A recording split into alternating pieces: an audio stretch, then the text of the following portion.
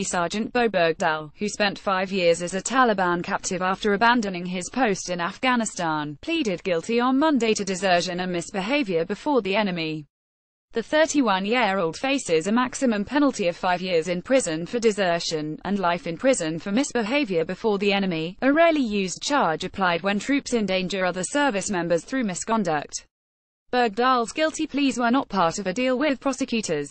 His punishment will be decided by an Army judge at Fort Bragg following a hearing set to begin next week. "I understand that leaving was against the law," Bergdahl told the judge, Colonel Jeffrey A. Nance, on Monday. He's said previously that his intention was to walk to a larger base about 18 miles away to report what he saw as a leadership problem in his unit. But within hours of leaving his base on June 29, 2009, Bergdahl was captured by armed Taliban fighters. They turned him over to the Haqqani network, who subjected him to what one U.S. official said was the worst abuse of an American service member since the Vietnam War. Bergdahl said he did not anticipate that U.S. forces would launch an intense manhunt after he left.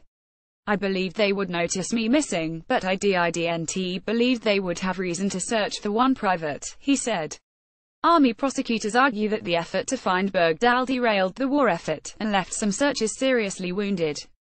Prosecutors will present the wounds suffered by Army Master Sergeant Mark Allen, who was shot in the head and is now wheelchair-bound and unable to speak, and Senior Chief Petty Officer Jimmy Hatch, a Navy SEAL who suffered a serious leg wound that required multiple surgeries, as evidence. Defense lawyers argue that Bergdahl isn't directly responsible for their injuries. They also say the Army is partly responsible because they allowed him to enlist after he was discharged from Coast Guard basic training for having adjustment disorder with depression. He was later diagnosed with schizotypal personality disorder. Bergdahl was released in May 2014, after President Obama made the controversial decision to trade 5 Guantanamo Bay detainees for his return. Defense lawyers previously tried to argue that Bergdahl could not receive a fair trial after President Trump called him a dirty, rotten traitor and publicly called for his execution on several occasions.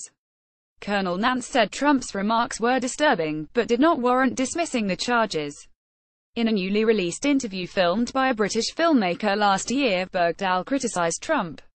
"We may as well go back to kangaroo courts and lynch mobs that got what they wanted," Bergdahl says. "The people who want to hang me, you're never going to convince those people." He also responded to the rumors that he fought against the U.S. alongside members of the Taliban, which military officials say are false. "You know, it's just insulting, frankly," Bergdahl said. "It's very insulting, the idea that they would think I did that." Retired Army Specialist Cody Full, who was in Bergdahl's platoon in Afghanistan, told CNN that he still faults him for putting thousands and thousands of people's lives at risk. "He was a coward 9 years ago when he deserted, and I think he showed he's still a coward," Full said. He refuses to take responsibility for his actions.